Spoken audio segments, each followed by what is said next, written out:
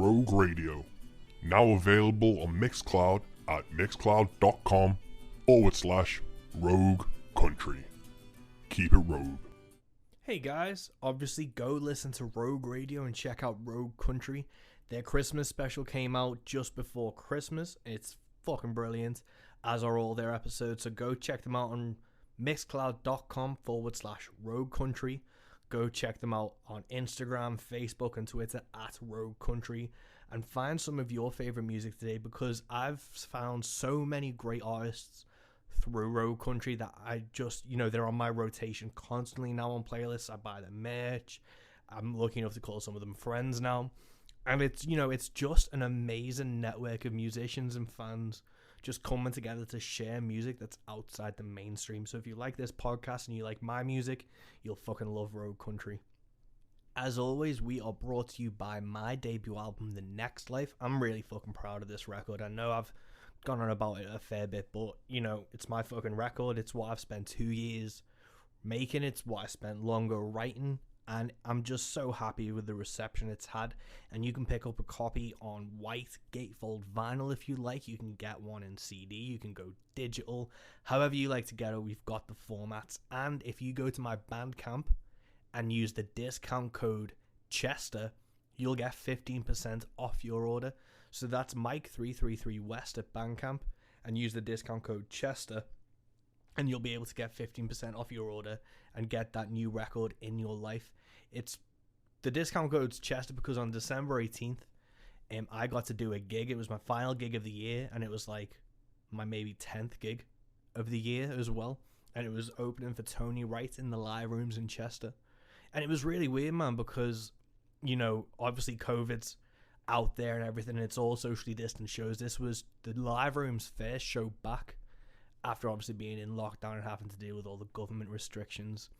And the staff at the live rooms just fucking killed it. I got my own dressing room. I got the little temperature check thing.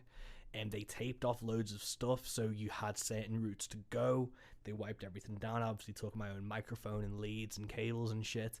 And it was just an amazing night. That was, it was a good way to end the year. And I don't know if I hadn't have done that show, how I'd be feeling right about now, because I've gone from doing like hundreds of shows a year for the last 3 or 4 years to I did the tour with Amigo the Devil at the beginning of the year. I did one gig in March, and I had an EU tour booked in April, which obviously went to shit with Uncle Wormwood. And after that, it was just like, what the fuck can you do? So I got to do a gig with Tony Wright in October, thanks to the Salty Dog in North, which invited me up. And then the live rooms invited me to this, and I love the live rooms. It's a local venue to me. It's like half an hour away down the motorway. And yeah, it was a really weird gig, and it's also shown how important live shows are still, because as much as I do online stuff, as much as I do the podcast, as much as I try to reach folks, the most interaction and engagement I've had in months was from that live show. All the likes on my Facebook went up, all the streaming, all the merch sales, and word of mouth is still the biggest thing, guys. So if you like this podcast, if you like The Next Life, if you like my music, please, please, please tell someone about it. You only need to tell one person, and that will make a difference. If you've not heard The Next Life, I'm going to drop it in a teaser now.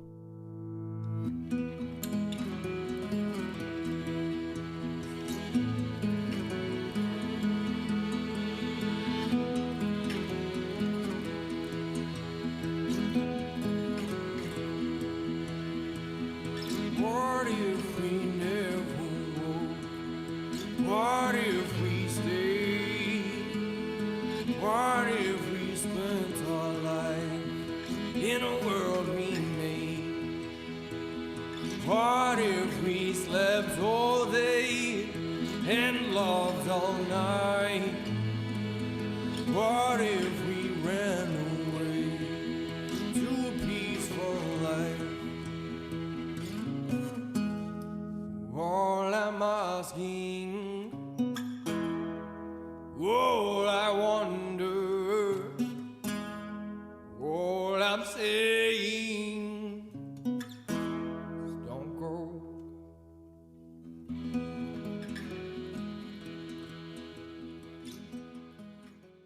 And I really hope you dig it. Again, go check it out. It's on Spotify, it's on iTunes, it's on Amazon, it's all streaming.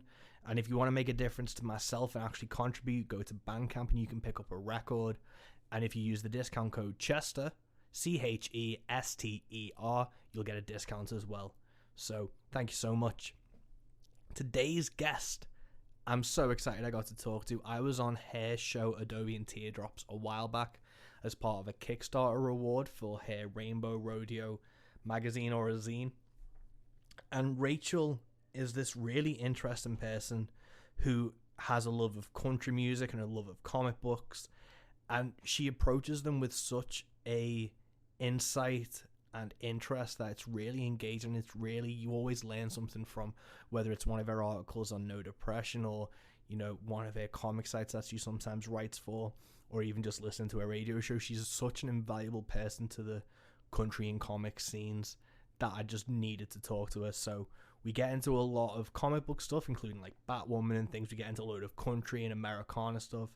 And it's a really amazing chat to have someone who's worked with, you know, all these different, like No Depression, The Boot, and loads of different online magazines and stuff, as well as their own successful podcast, Adobe and Teardrops.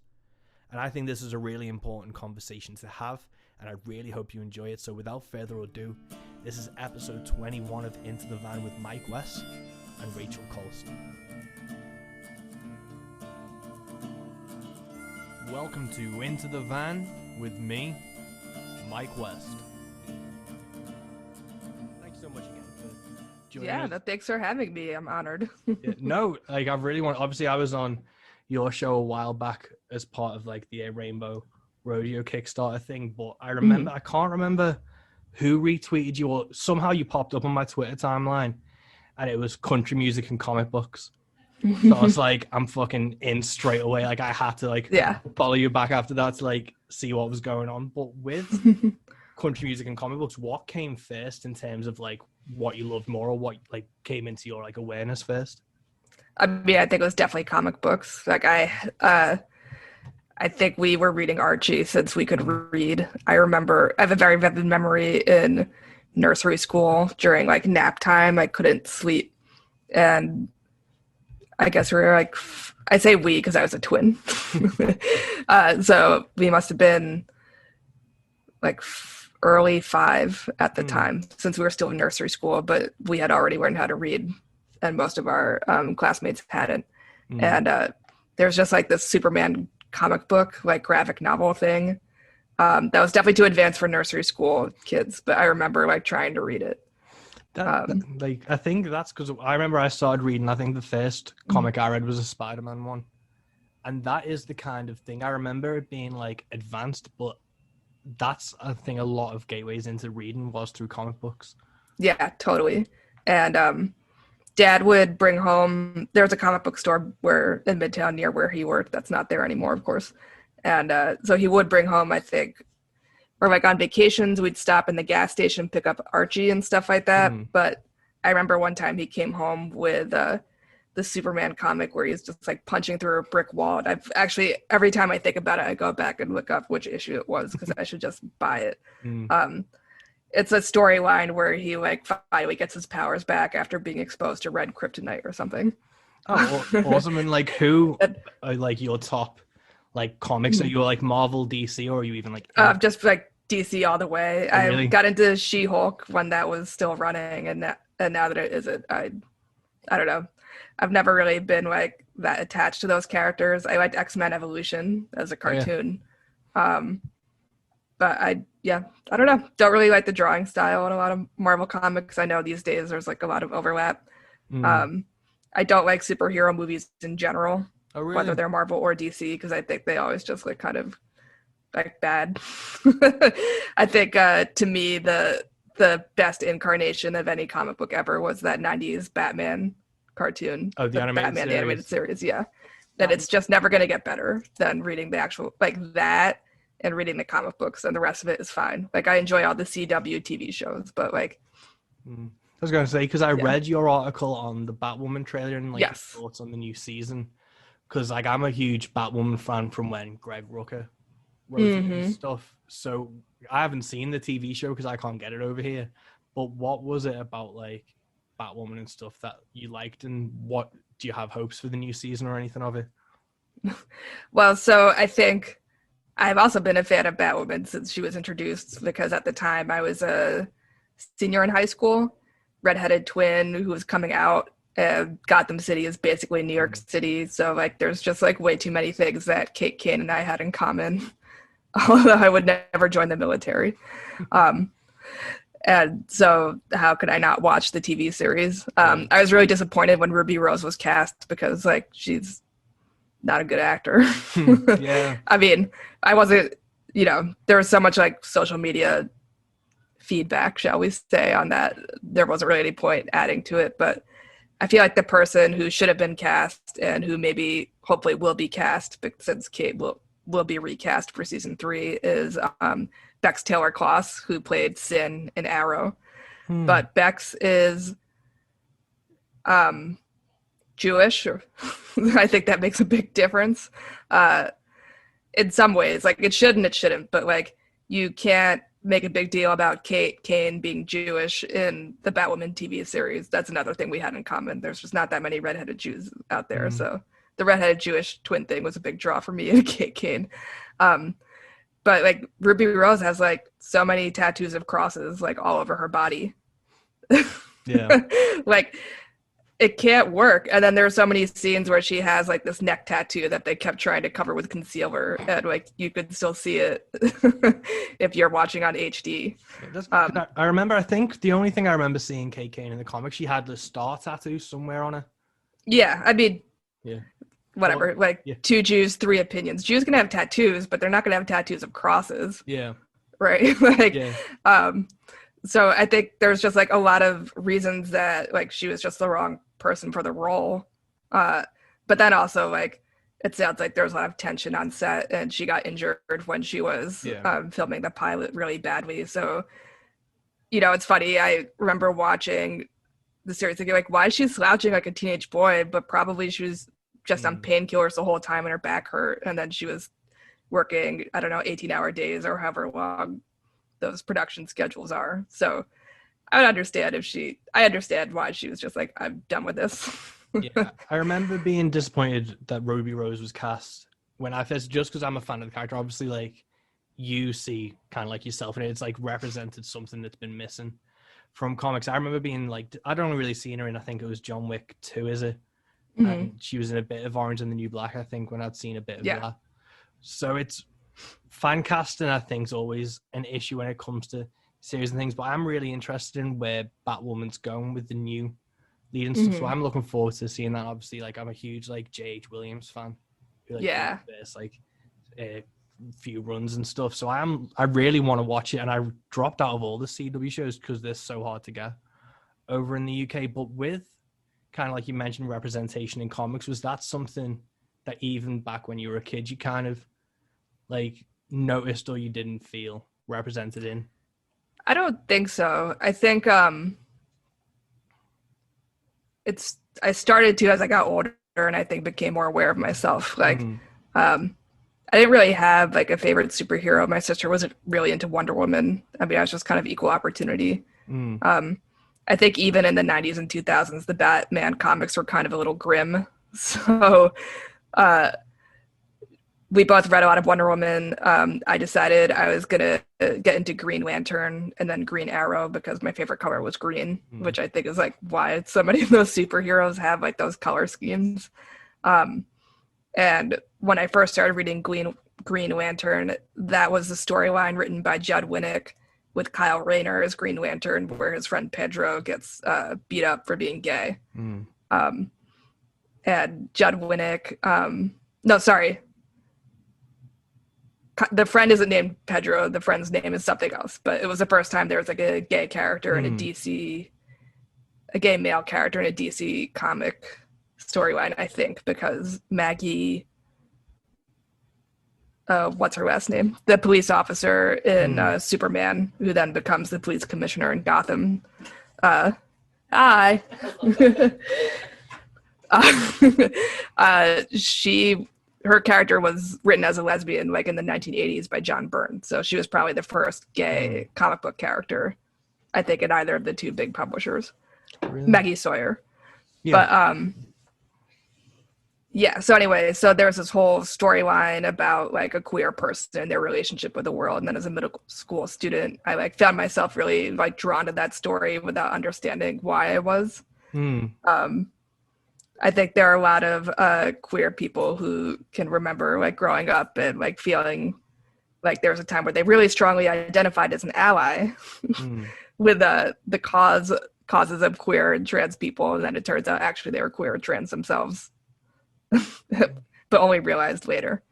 No, that's, like, yeah, I think that's really important. Obviously, like, I'm a fucking straight white dude, so like I've picked up comics and it's just like I'm a huge Daredevil fan and like Thor and Captain America and stuff, and I've never had to worry about not being represented because of, you know, who I am. Like, that's what society leans to.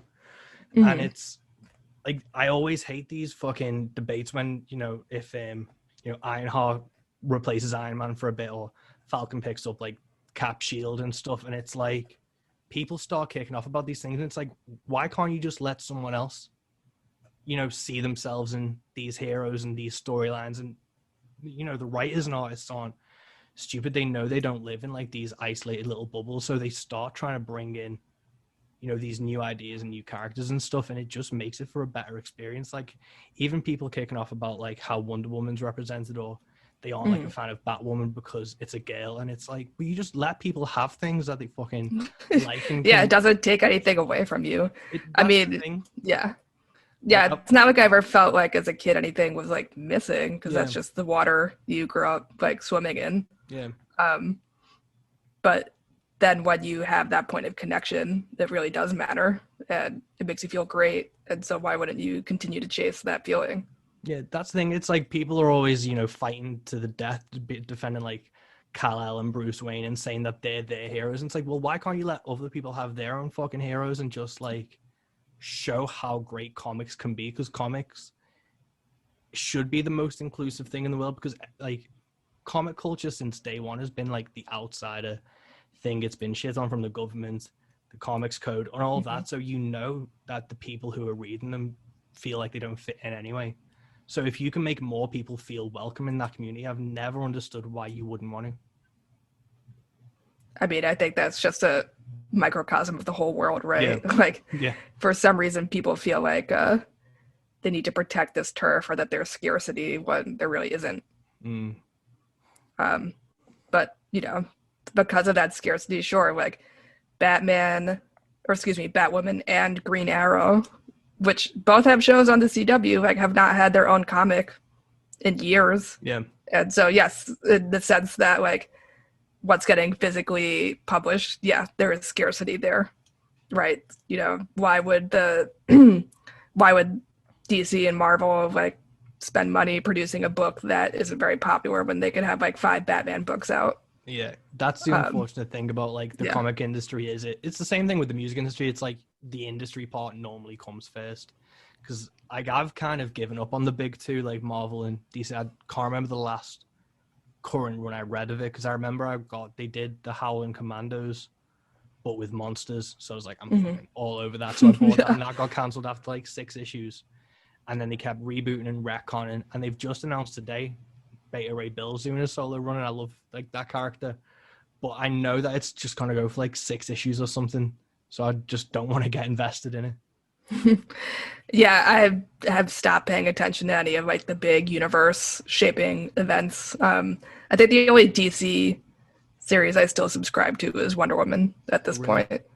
Yeah. And the most recent arc was supposed to be tied to the movie, because it would have come out, you know, over the summer. So the arc that started was about Maxwell Lord, and it's written by Mariko Tamaki, and it's the first time I've seen Wonder Woman like be really funny, her and G. Willow Wilson. And it's sort of interesting that like the most successful writers have been like on that series have also been like Greg Rucka and then Gail Simone. Well, Gail Simone's run was actually pretty bad, but like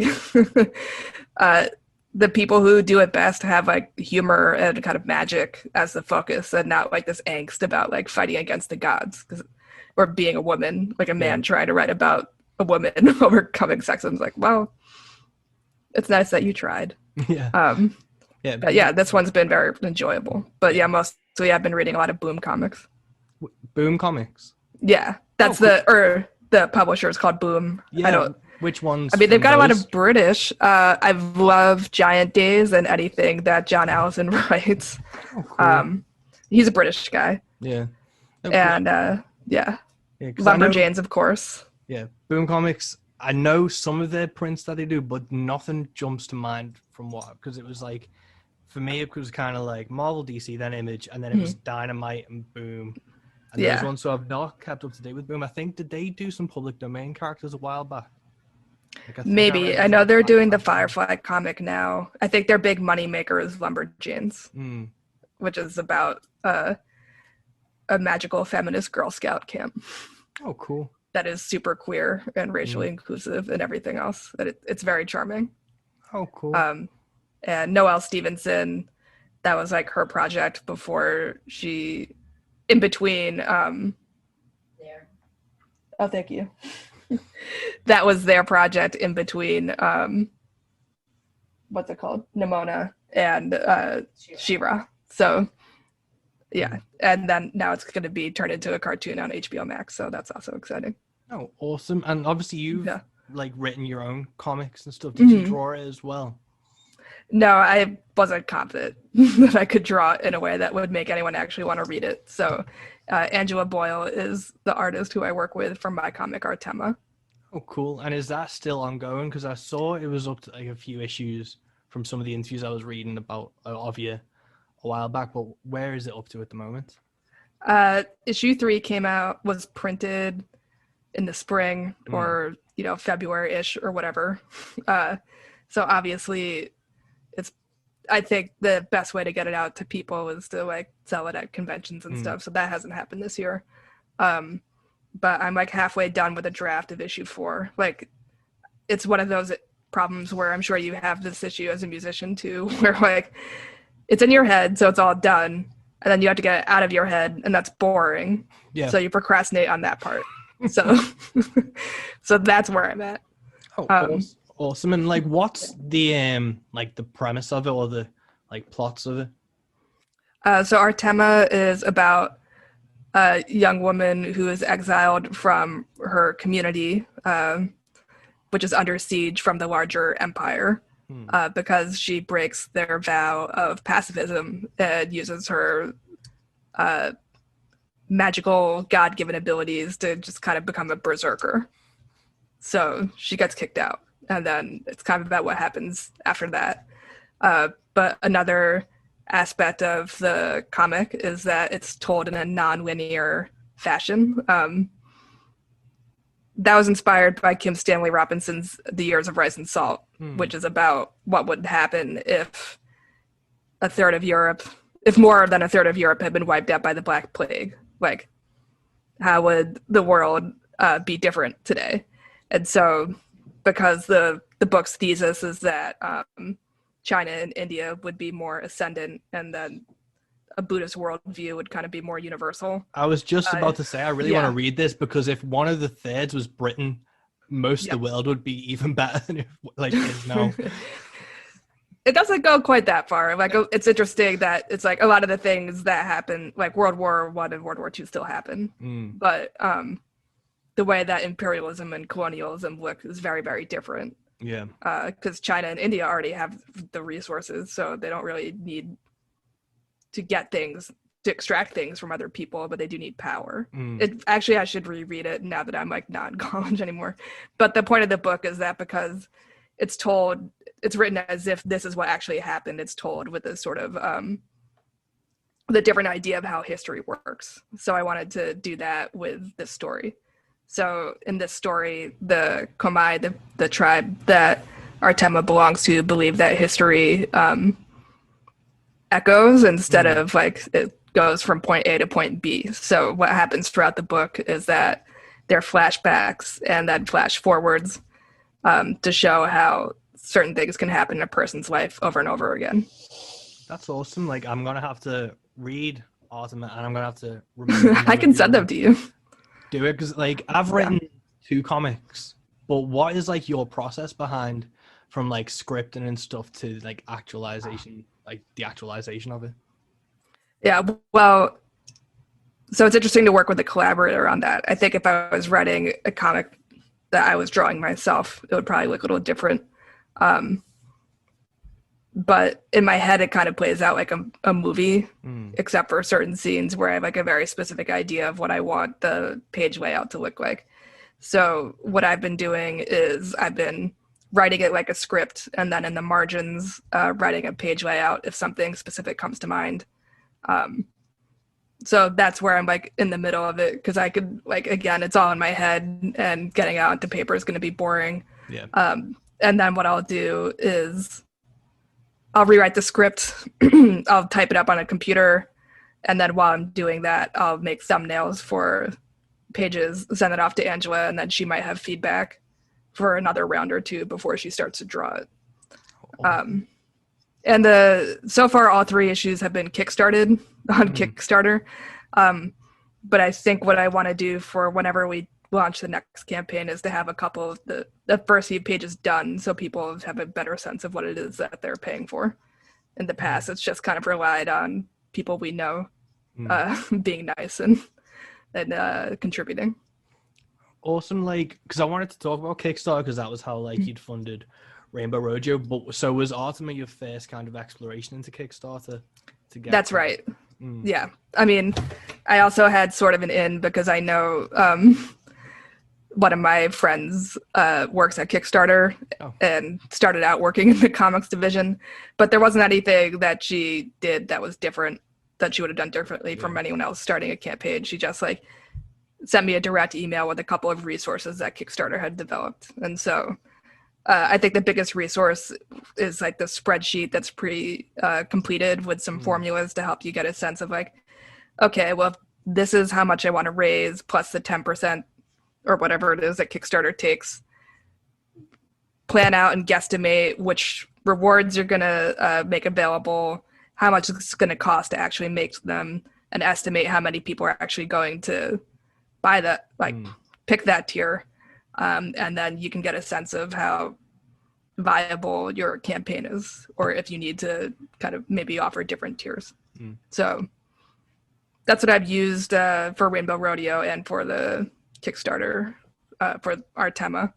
Seems to work so far. I've mostly made over what I expected to make. So that's awesome. And with like the Kickstarter of those 2 things, like I have a friend, Tom, who puts comics out over in the UK, and he swears by Kickstarter because it helps him reach like a new audience as well. Have you found like people who weren't aware of like Adobe and Teardrops or your other work, like through Kickstarter, finding Artema and Rainbow Rodeo? Not so much with Artema, which has been interesting. That's mostly been people I know personally. But for Rainbow Rodeo, it was like, we raised $2,200. There are a lot of people who like I have no idea who they are. There are, I think, over 100 backers. I know or kind of have an idea of maybe like 30 of them and how they found out about it. But like the other people, I don't know. I know that Country Queer, which is a website devoted to queer country music, which I also write for, had a little article. And I know that they have a pretty wide following, so I think that might have helped a bit. But yeah, I wish I knew.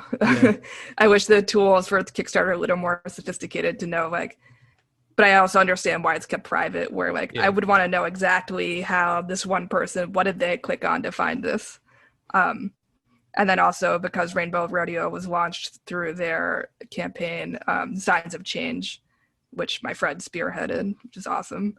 The idea was to highlight projects that had a social justice mission. And so because of that, the campaign was featured on the front page for a couple of days. Oh, awesome. With Rodeo, how did that initial project come out? What was the initial thought behind it to kind of kickstart it before you kickstarted it? Yeah, I mean, I've been thinking about it for a long time and trying to think of a better way, or a way to have like something that was very focused on queer country performers. This was before the country queer site was even an apple in Dale Geist's eye. But then I procrastinated on it. I think it was because I had made the comic, and I could see that even with like a very modest budget, I think our tema usually only costs about like $700, which is like not money I have on hand necessarily, but for a comic book, because it's black and white, it's really not that much money. So because I saw that it was attainable, like why not do something related to music writing? But then also more selfishly, I've been applying to various zine fests with different political focuses, and the comic is not enough to to be accepted into those zine fests, but something like a zine about queer country music probably would be. Yeah. So there's both like the selfish motivation, but also I think like with everything being digital, Spotify being the main way that most people interact with music, I just think it would be cool to have like a physical artifact, something that helps maintain like a network of different musicians. Because one of the tiers I had for the Kickstarter was that musicians could order 10 copies at cost, so for about $1 each, and then they sell it, and then they have a profit, and then their fans learn about other musicians who are similar to them. And I'm certainly planning on having more issues than the first issue, so eventually those artists could also be featured in the zines, and it would be organic from there. Because up until this point in the United States, a lot of the queer country community has just existed because specific musicians host regular showcases in different cities, but that's only like New York and LA. There's a lot of other America in between. So why not create a community that way? And then once Country Queer began, that site is all volunteer run. They do sell t-shirts and things like that, but until it's something that is financially viable enough to pay the writers are working on a volunteer basis. So another important goal to me for the zine was that people could get paid to write about queer country music. And that's so cool. Yeah, I mean, what I'm really excited about is we made double the initial budget.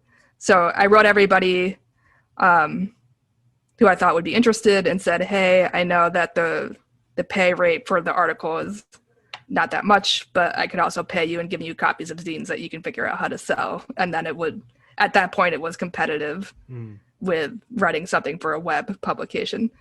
But then with the fact that we raised double what I had planned, everyone got paid like way more than they would have for writing for something like No Depression or even Rolling Stone. So that felt really great. Oh yeah. So cool. Well done. Like, yeah.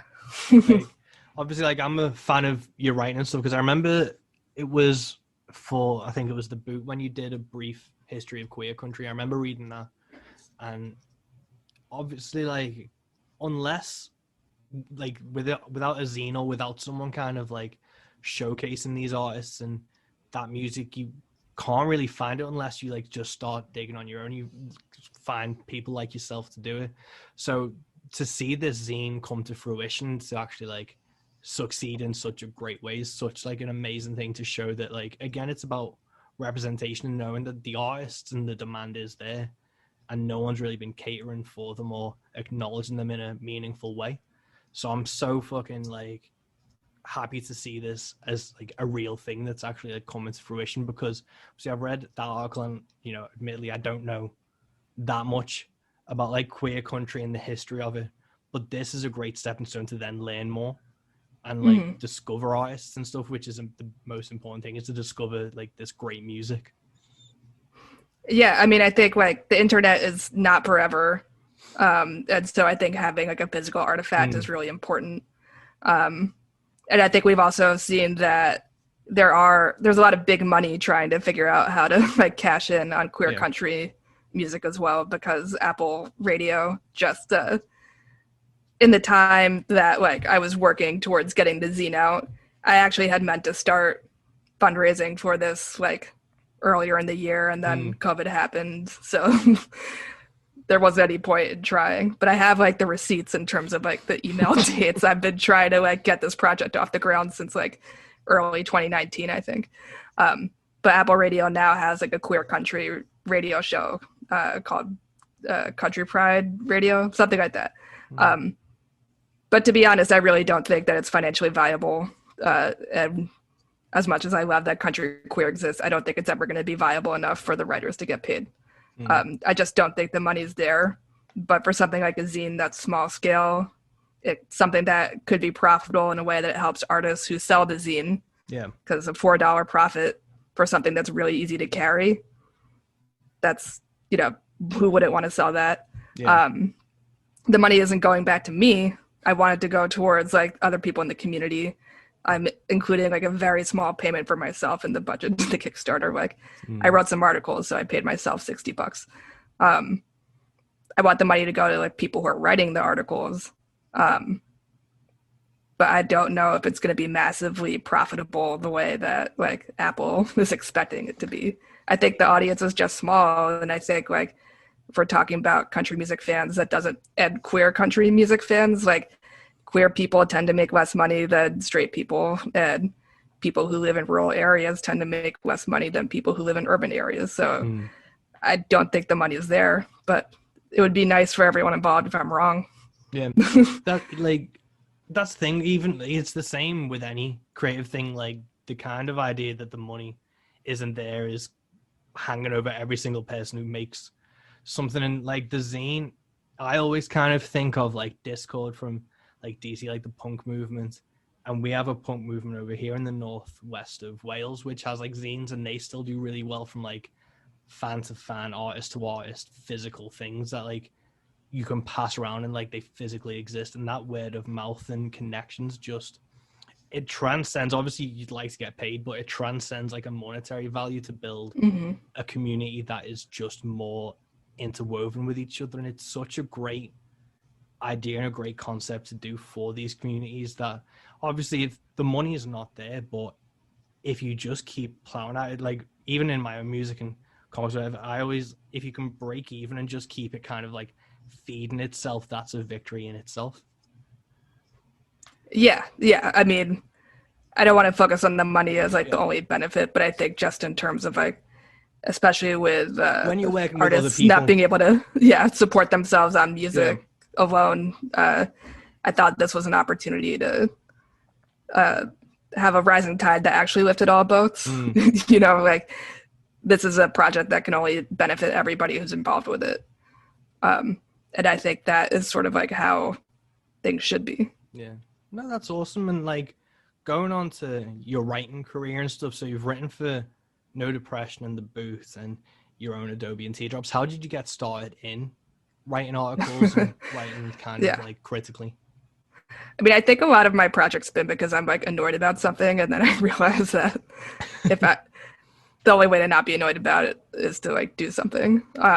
So I have been a big fan of a blog called 9 Bullets, which is still a semi-regular podcast, and the blog had been running for a very long time. When I came across it in like 2008-ish, 2007 maybe, there's this whole scene of like all these hardcore punk, mostly guys who like from the Midwest and the South who just kind of like chilled out and picked up acoustic guitars in their 20s and 30s. So like Jason Isbell came out of that scene. Lucero is like the big name, Austin Lucas, Two Cow Garage, all those guys. This was before Americana was sort of considered a genre. Again, talking about where the money is and like what corporations get interested in something. So I really loved that music. I found myself really drawn to it.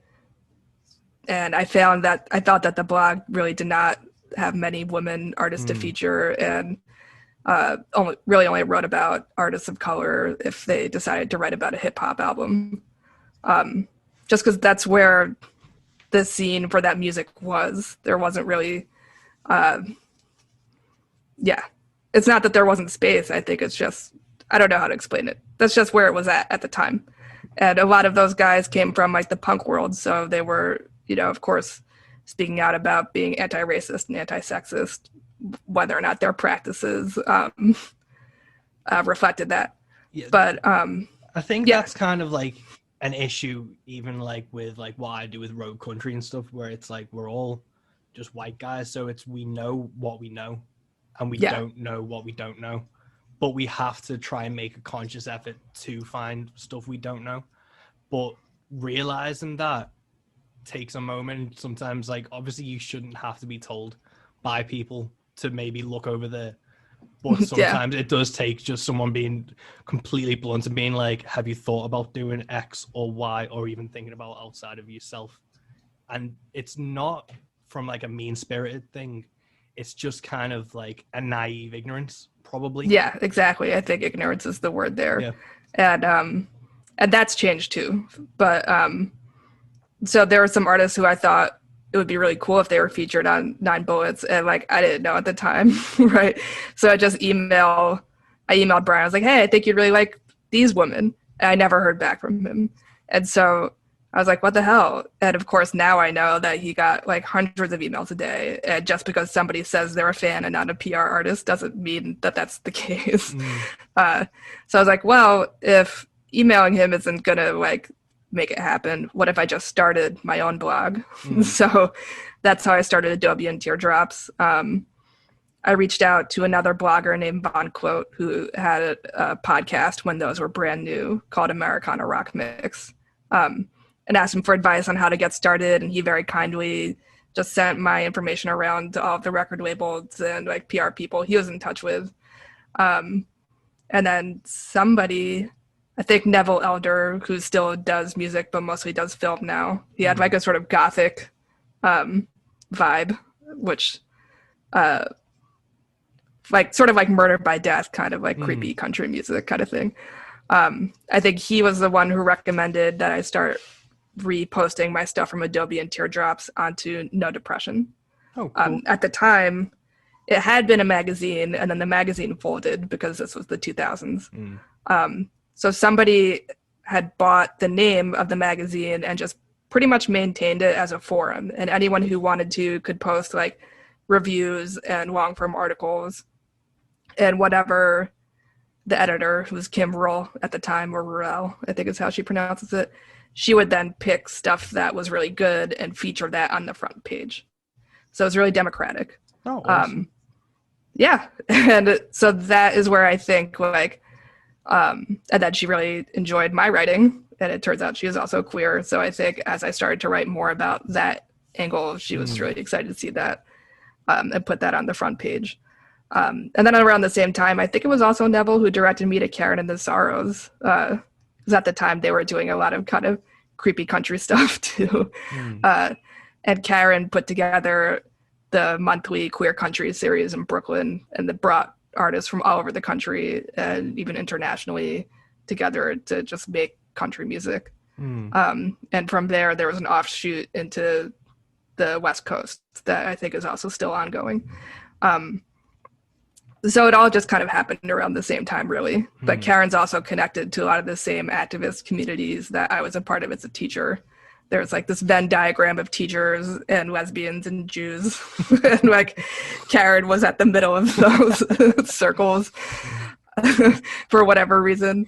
So it was just kind of organic. And then when No Depression was bought again to be made into a nonprofit publication, so it's now a quarterly journal by the Fresh Grass Foundation, the new editor, Stacy, reached out to me and said that I could still write for No Depression and they'd even pay me. So like that was exciting. Yeah. And then through there, I just, from being on Twitter way too much, I got connected to Lori Liebig, who at the time was the new editor-in-chief at Wide Open Country. And that's where I started writing, I guess, more professionally, because No Depression, they're like, yeah, write a record review, cool. But for Wide Open Country, I had to write something and then make sure it was like SEO friendly and like do all this back end stuff on WordPress myself. And And then all of us got fired. Like 2018. I think it was too political and too like liberal for the publisher's liking. Really? But I've not actually received any confirmation on that. Okay. So, and then a lot of us started writing for the boot. And Angela Zimmer was more than happy to have us aboard. And then the pandemic happened, so a lot of us haven't been writing for them as much. But with like writing articles and stuff, what is your kind of process going into that? With obviously, because I remember you did the Arlo McKinley review for No Depression, I think, but then you did the one with Phoebe Hunt about building community, the violinist. What's kind of your approach to articles? Are they written on spec from like something you find, or is it, you know, No Depression or whoever says we've got this idea of a article, do you want to take it and run with it? What's the process from that to then actually sitting down to write the thing? Well, usually what happens is for an album review, I'll listen to something and I'll really like it, and it would be cool if I got paid to write about it. So I just pass the link. It's that simple.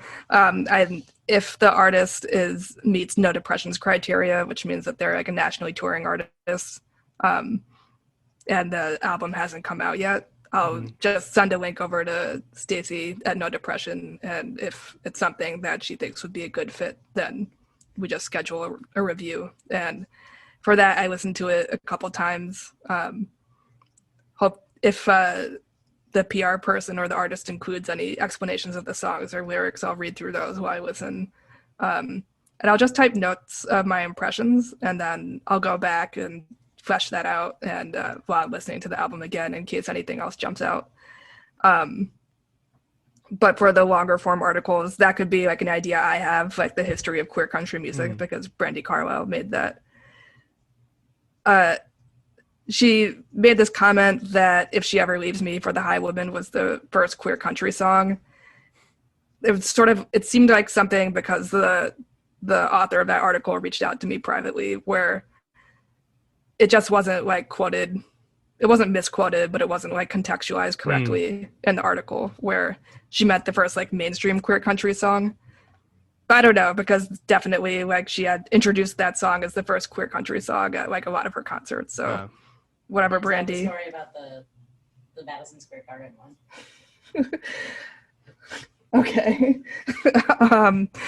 Yeah, so I got annoyed. So like I said, if I get annoyed about something, I'll write about it. So I just asked Ange if I could write, and at that point I had been writing, I think, articles for the boot. If I could write like a quick timeline to sort of put this album that had so much press and hype around it into context. So the Madison Square Garden story is that we got tickets to the Brandi Carlile's first show at Madison Square Garden, sold out. We were like the second row from the back, just like total nosebleeds. And when she introduced If She Ever Leaves Me, she was like, okay, well now I know it's not the first queer country song. And I was like, yeah. When the album came out, the boot had this an editorial that was just kind of like here's our general statement about the album, and then here's like all the articles we have with like in response to the album. So that editorial she posted on her Instagram stories, but the article linked to my timeline. So I'd like to think that she read it. Oh, awesome. But who knows if she did, because the article itself was like, well, it's not the first queer country song.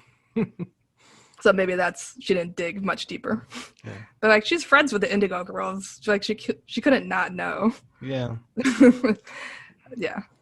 I think it's a hard thing for like artists, because it's like you want to be truthful, but you also want to market things. And I think the lines get blurred and people start quoting wrong or ignoring parts of history just to try and have a soundbite. And I think that's the problem with the internet, and what your zine and stuff kind of moves away from, is getting rid of that kind of clickbait, which well done for, you know, having that whole thing to lead up to, you know, Madison Square Garden to be like corrected. If only you could have like ran quickly down to the stage and been like, you're welcome. Yeah. I'm here for you, Brandi. I don't know. You don't have to put this in if you don't want to, but like, she kind of just rubs me the wrong way as a person. Like that, apparently that concert was her wedding anniversary to her wife, who really hates being the center of attention. And throughout the concert, she made a point of saying that and then asking people to applaud for her wife in Madison Square Garden, where she booked her concert for their anniversary. And like, it's funny, I've seen her perform a bunch of times, even though I'm not like a huge fan of her music. It's like if like I went to Jazz Fest and then she was performing, so I went to go see her, like that kind of thing, you know. And she does it every time. Like, what is that? That's mean. Yeah, I am. My girlfriend comes to most of my shows, and I know if I pointed her out even to like 20 to 50 people, I'd get a dig in the arm on the way home. So you just wouldn't do, let alone at like Madison Square Garden on their anniversary. Like, that's something where I feel like you could say to your manager, you know what, I'm gonna be home with my wife and kids that night. Yeah. So we'll see. I'm waiting for like this darker side of her to be exposed because I think it's there. Really? I know that's evil of me to say, but like she's got like a weird manic energy, and like if whenever I see that in a guy, something will inevitably come out. I'm like, well, yeah. So yeah, no, I totally get what you mean. But I wish her the best. But like I'm not gonna be surprised when something comes out. No.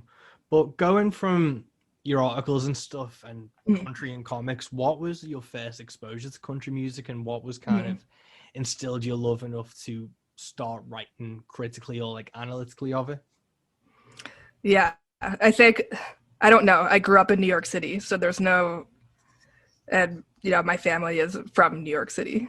Just like immigrants, got off the boat, didn't feel like going anywhere else. So it's not like it was something I grew up with. I mean, I grew up with the Beatles and like a lot of the 60s folk music and stuff. For some reason, one of my Hanukkah presents was a Walkman when I was like in kindergarten, so I was like 5 or 6. And I didn't know it was cool. Like, what was the cool thing to listen to? How do I fit in with people? So I listened to like the contemporary rock station, like every night before going to sleep to try to learn these songs that like nobody my age was listening to. And like, I'm sure a lot of it was like really inappropriate. And then at some point, the station switched formats to classic rock. And I was like, oh, this isn't cool. But you know, a couple of nights in, I heard John Mellencamp's Jack and Diane, and like that was it. I had to keep listening until I heard that song again so I could find out who it was. So I think really it wasn't so much country music as like heartland rock, like Bruce Springsteen and like all those guys. And that's still like the music I feel like I still like the most, like Arlo McKinley and Two Cow Garage. Like that's all from that same kind of drinking water. Awesome. And then I guess I kind of connected with the music more. When I was in middle school, I fell deeply in love with this band called Cowboy Mouth that was from New Orleans, which is why I was at Jazz Fest. And they have, it would be Americana now. And if they were still making new music, they're not really. They're mostly just see themselves as like a touring band and like that's their main function. And then the CD, the recordings are just like a memento from the concert. But I think they would be called Americana now. But yeah, that was like music that had a lot of Southern influences because they were all from New Orleans, a lot of folk influences. Was one of the songwriters, Paul, had tried to make it up in New York in the anti-folk scene, came back home. They started this band that they thought was only going to last like 3 months, and then you know like 15.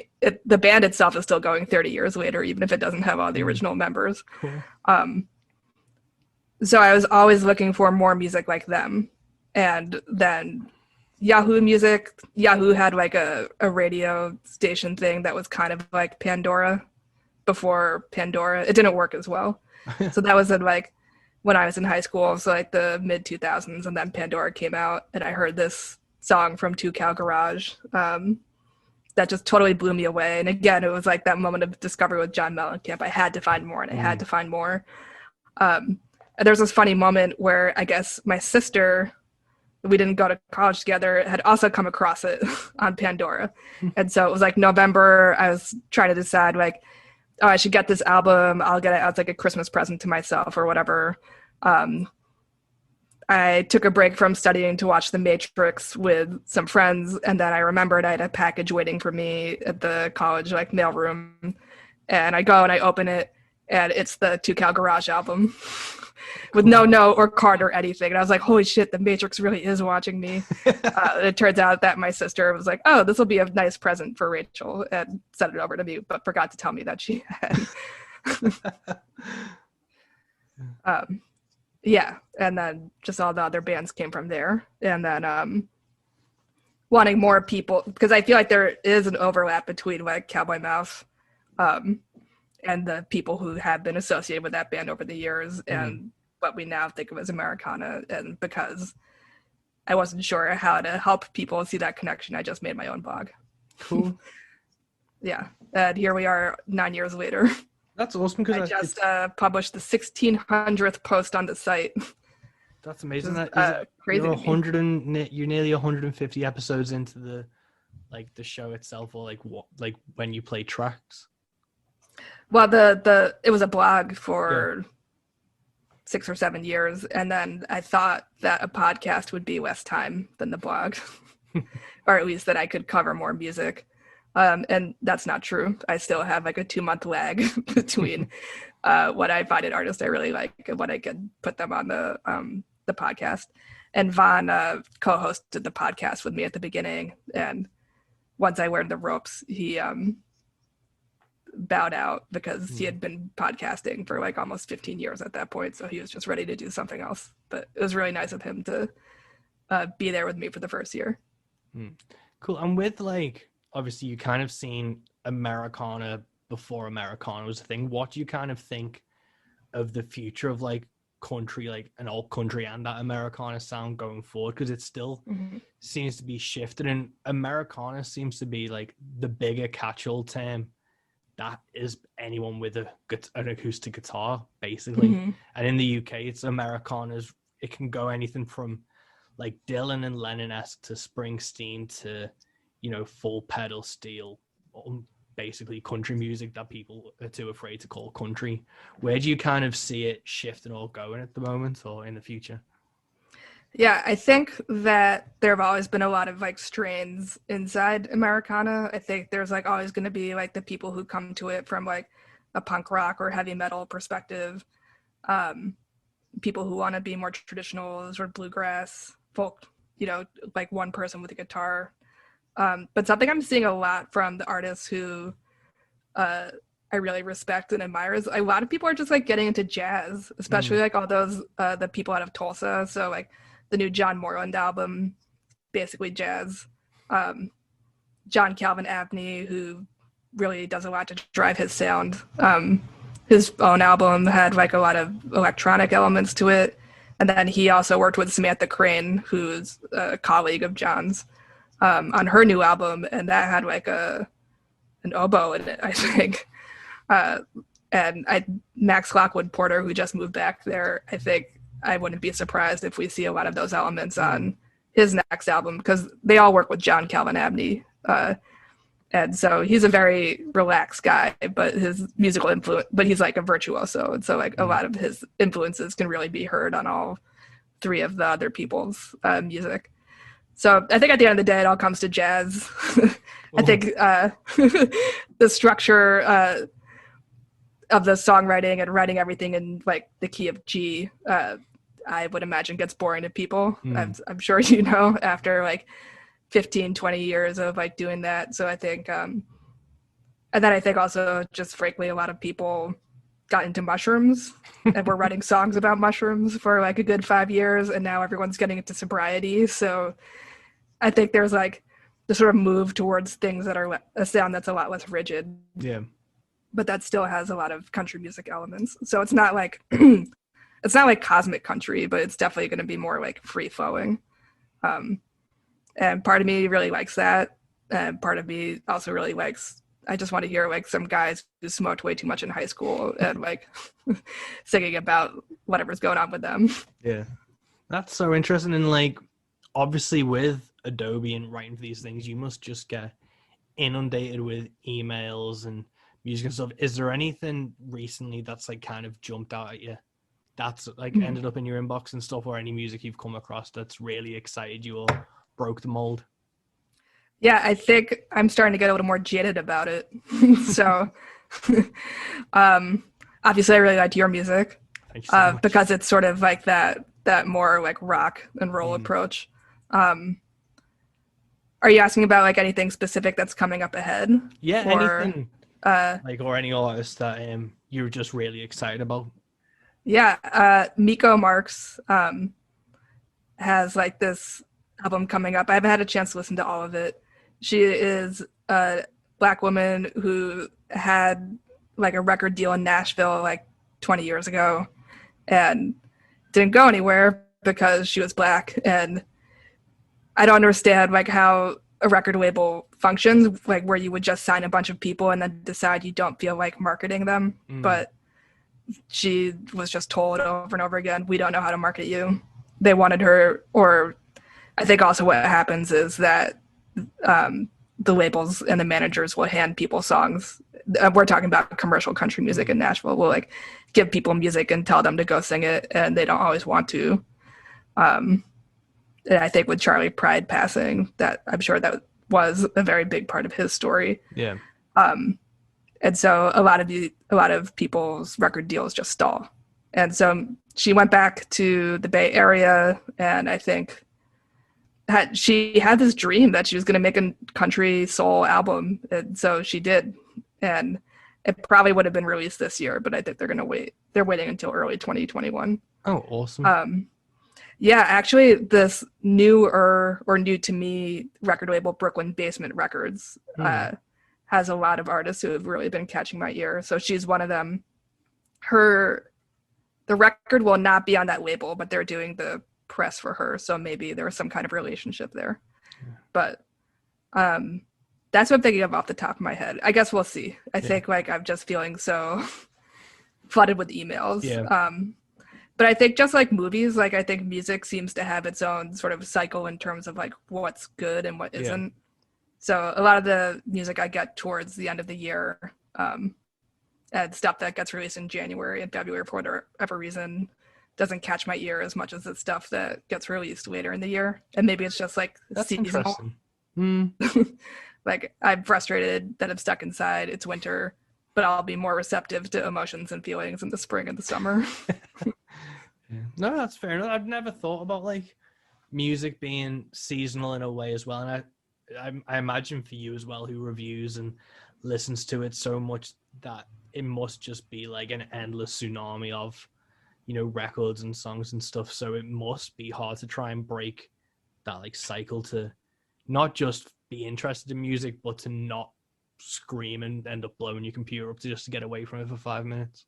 Right. Yeah. I've started to get like very into jazz specifically for that reason, because I don't know anything about it and I don't know what's going on and I don't know what's good and what isn't. Yeah. I mean, obviously elevator music is not No. what you always want to listen to. So I've just been immersing myself with that. So it's like music that I can find interesting without having to think too hard about it. Yeah, I do that from like a creative perspective, and like obviously because I'm a country musician and I do the road country stuff, so I get a lot of country music to listen to. I always do this thing called like a hard reset, where I end up just listening to the complete opposite genres. So it's either like black metal and death metal and just extreme noise, or it's like I just put on like Wu-Tang Clan for like a week straight, or like Public Enemy or something, just to try and get so far away from like one guy and a guitar that I'm like, even like I'll pick up a guitar and go, I can't even be asked listening to myself. So it's like I'm just need to like take a break for a bit, but it must be for yourself just kind of like a relentless thing. But it's cool that you find like jazz as a way to kind of like break the mold and stuff. Yeah, and I think also like my workflow, which is such like a gross term, but that's changed a lot since I started the blog. So I started it as like a kind of release from teaching. I was a high school history teacher for 4 years. Cool. So I started it while I was in grad school. And so this was like a thing I could do that wasn't really teaching and I could get my mind off of it. And then teaching itself is really intense. So to have like a lot of very intense human interaction and then listen to very intense songs and then write about them, I think was just a way to process everything. but I'm not teaching anymore. I have more of a desk job as like basically a guidance counselor. And so the music is just on while I'm working, as opposed to like, and I could just listen to hours and hours of music a day. And I didn't do that when I was teaching because I was in the classroom. Cool. So it's become something that's just always on instead of like the break I get to take. Yeah. No, amazing. Well, we're coming up to the hour mark, so I don't want to keep. Oh, sure. Yeah. But I've got a few notes and things, and the only thing we've not hit on at the moment was I read in an interview you were a fan of the Redwall books. Yes. Wait, what interview? It was a Geek Experience one because it was about a comic. Yeah. I did a bit of a deep dive, but I saw Redwall, and I'm a huge fucking Redwall fan. Oh my God. I got to introduce you to Gabe. He's going to be co-hosting the episode that comes out on Friday. Oh, awesome. Like, how did you get into those books? A family friend like gave them to me for Christmas. Really? Yeah. And like, I think those books, like, you don't have to start with any one particular book. So I don't know how or why she picked the three that she gave me. So it was The Bellmaker, Outcast of Redwall, and I think Salamandastron. And right, that was like peak Redwall. And so I picked The Bellmaker because it had the coolest cover. Oh, it's like with the cloak, and it's like he's got like this. I think the British and the American editions are different. So in the American edition, it was like they were very painterly for a while. So it's like these mice in a boat, and then there's this vision of Martin, this like mouse in like golden armor, like floating over their heads. Yeah. And at the time, I was really into King Arthur, so I was like, oh well, this one is wearing armor, so I have to read it. I have to start with that one. I don't know why I didn't start with Salamandastron, which also had a badger wearing armor on it, but like. At the end of the day, the badgers are the animals I identified with the most. And so Artema is basically a badger for anyone who has read Redwall. Amazing. Like, it seemed like every now and then Redwall pops up on Twitter or something, and it's got this really weird cult thing. Because, like, the first book I found was Pearls of Lutra. And I remember... That was the best one. Yeah. When I was a kid, it was in one of those, like, school magazines where it was, like, a book fair. And I saw the cover on, like, a little thumbnail. And like I've still got them on my shelves, and I put them not in chronological order of when Brian Jakes released them, but I've put it in chronological order of Redwall history. Yes. Yeah. My plan is they're all still at my parents' house or my dad's house, and he wants me to take them. So and a bunch of them are signed. Really? So my plan is to get them over here and then buy all the new ones from the ones I still don't have, and I'm going to try to make myself read all of them, but I think like even the good ones are very much written for children, so it's sort of I've tried to reread them from time to time, but it's kind of hard. Yeah, I haven't read them in years because I like that's my kind of fear, and I have this kind of vision. My nephew's 4 now, so I want to give him the books when he's like a bit older, so I can like be like, do you like them and stuff, but I'm so jealous you've got some signed because Brian Jakes, he was Liverpudlian, so he lived like near me, and I didn't know this for years, so I kicked myself because at some point when I was a kid, he must have done a book signing near me, and I never knew, and I only found out about him living here and like passing when it was like the second to last book I think he passed, and then they released them posthumously, so like there's such a good series. It's like Lord of the Rings but animals for kids. It's got like everyone I talked to about it has such like a great reaction to when you mentioned Redwall.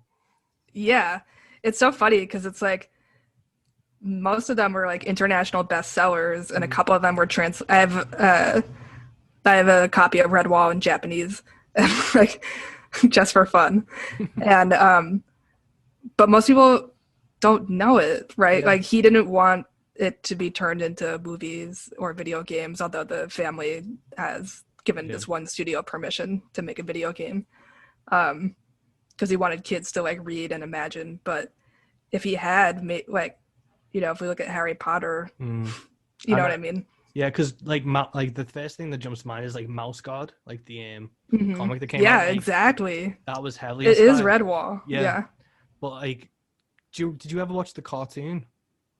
The Redwall cartoon? Oh yeah. Yeah. So it's just Tim like, Curry. yeah, if they'd have just gone forward with that, but what could have been for like that book series. But I saw that in an article and I was like, I have to mention that to you before this Yeah. podcast ends, because it's always good to me, like a fellow fan of Redwall. Yeah, it's like a secret society, but I feel like it really like shaped the way I view the world and like how I like walk through it. And I was gonna like after the day I was gonna like write him a letter after I graduated from college to like tell him all this, and then he died like in May of 2011, I think. Yeah. It was like my dog and then my grandma and then him, like all within a few weeks. And I was like, okay, I get it. I'm an adult now. Oh, It was rough. yeah.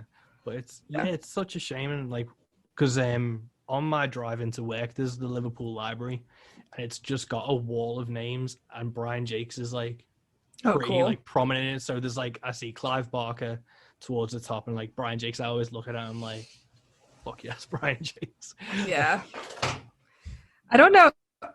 I'd be interested to reread them. I feel like there's a lot of like weird racial politics to the world that don't translate very well anymore. Probably like that's the thing. I think that's kind of what's been stopping me is, do they hold up? And then am I going to find all these things where you realize that the moles were actually like a metaphor for something horrific?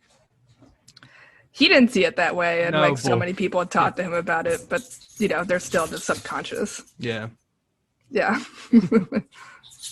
But we're past an hour, and thank you so much for him. No, thank you for your talking to us. time. Thanks for It's having been a me. genuine pleasure to chat to you, and obviously I've been Yeah. wanting to get you on for a while. Well, thanks. Thanks for being patient about all the scheduling and stuff. No, thank you so much for making. And there we have it, guys. That is episode 21 of Into the Van, Into the Bag.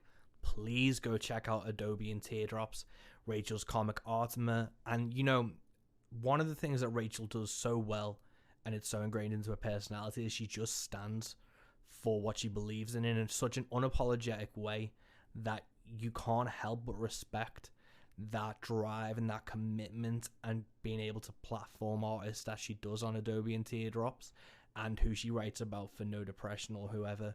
And it's such an amazing thing to get to watch as a fan, is you get to find all these artists and see this unique perspective and attitude of just being, again, unapologetically who you are and standing for what you believe in, which I think, especially in country music, you don't see a lot of. You see a lot of people bow to what is the mainstream or what the trends are, and that's why people like Rachel are so vital to this. So please go check out her work, go listen to Adobe and Teardrops, and yeah, keep supporting independent music that you love and stand up for what you believe in as well.